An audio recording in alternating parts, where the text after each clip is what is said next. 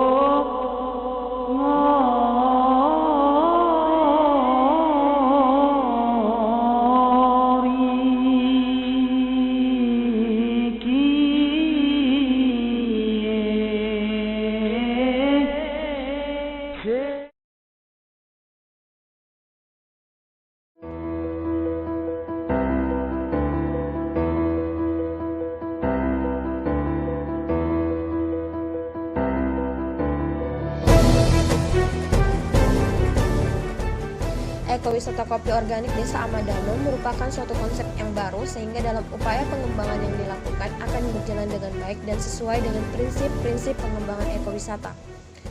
Salah satunya dengan membuat ekowisata Amadano di Kecamatan Dampit.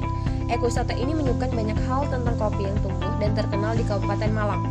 Wisatawan bisa mengenal, merasakan, bahkan belajar langsung tentang kopi Malang, khususnya yang ada di Kecamatan Dampit itu sendiri. Mereka bisa belajar mulai cara tanam, peralatan, hingga pengolahan. Itu menjadi sajian kopi yang nikmat karena memiliki cita rasa yang berbeda.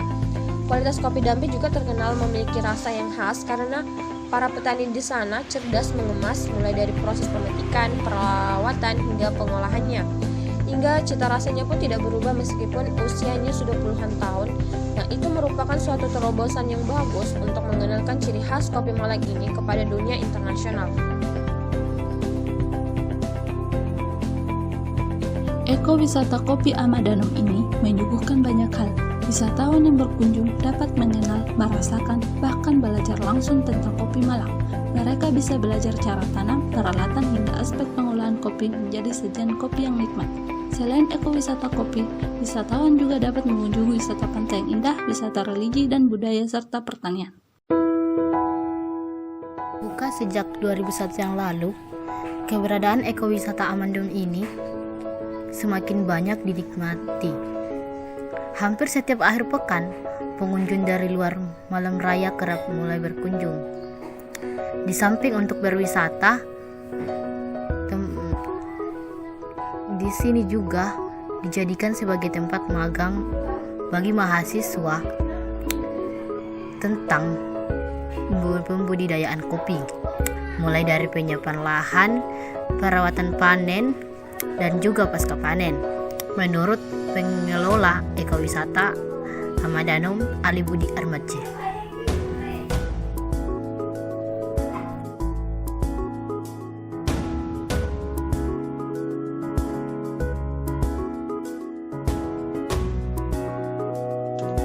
Tahu nggak sih, dalam pengembangan ekowisata edukasi kopi Amadano ini merupakan inovasi dari penduduk desa yang terdiri dari petani kopi. Jadi mereka sebelumnya diskusi bareng nih dalam merancang hal tersebut dengan tujuan konservasi, edukasi, dan peningkatan ekonomi masyarakat. Karena hal itu, sekarang Amadano mulai meroket nih popularitasnya, apalagi kopi Amadano. Nah, dalam mewujudkan hal tersebut tentu saja ada strategi yang dilakukan hingga ekowisata edukasi kopi Amadano ini dapat terkenal. Nah, beberapa strategi tersebut akan dibahas setelah ini. Strategi dilakukan pada posisi wide area, yaitu menciptakan strategi yang menggunakan kekuatan untuk memanfaatkan peluang dengan meningkatkan pertumbuhan dan keuntungan di Desa Amandanom. Yang kedua, bagaimana kopi Rebustan menjadi fokus utama dalam mengembangkan desa wisata kopi yang unggul dengan potensi kopi yang sangat luar biasa, dengan melakukan literasi kopi bagi generasi muda yang ada di Desa Amandanom, seperti memberikan materi-materi tentang kopi di setiap kelas-kelas. Yang ketiga, bagaimana marketingnya di era revolusi 4.0 serta cara penjualannya. Pemasaran kopi Robusta di Kabupaten Malang yang menggunakan bauran pemasaran yang terdiri dari produk, harga, tempat pemasaran, dan promosi. Produk yang dihasilkan memiliki keunggulan biji besar dan sudah melakukan olah basah. Harga yang diterapkan adalah harga yang telah ditetapkan oleh Bank Indonesia. Produk kopi dihasilkan di semua kecamatan di Kabupaten Jember. Pemasaran dilakukan pada toko-toko atau warung yang di dalam maupun di luar kota. Promosi yang dilakukan adalah dengan menggunakan personal selling ataupun melalui website.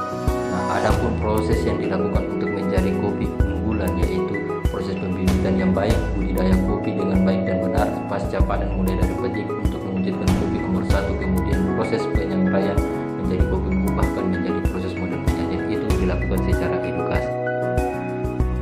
Kopi Dampit Malang ini sudah dikenal oleh banyak orang, atau lebih tepatnya sudah mendunia, dan kopi Robusta Dampit menjadi kopi terbaik di Malang, khususnya kawasan Kecamatan Dampit yang memang menjadi salah satu kota atau desa penghasil kopi Robusta terbaik di Indonesia.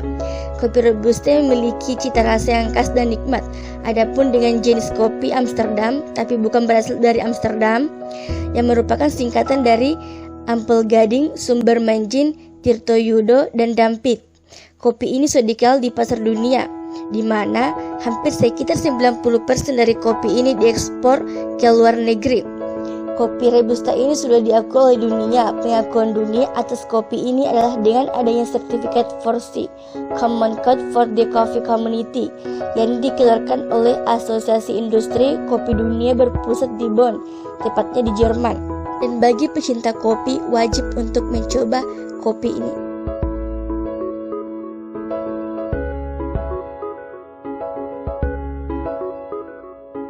Kopi Dampit Malang sudah sangat terkenal di Indonesia dan di luar negeri.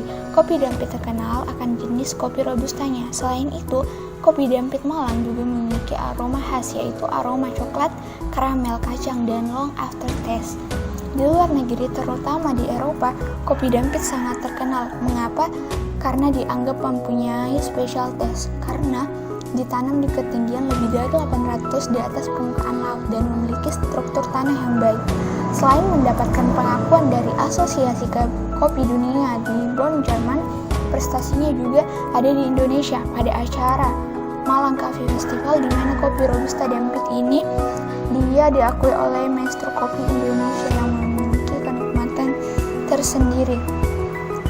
Di Indonesia juga dipasarkan di kota-kota besar seperti Jakarta, Surabaya, Bandung, Yogyakarta, Makassar, dan masih banyak lagi.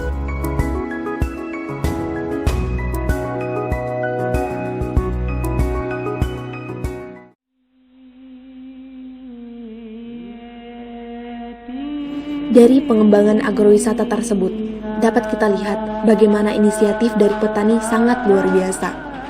Di setiap sudut Indonesia terdapat banyak sekali potensi, namun jarang sekali ada ide kreatif yang dikembangkan oleh penduduk setempat.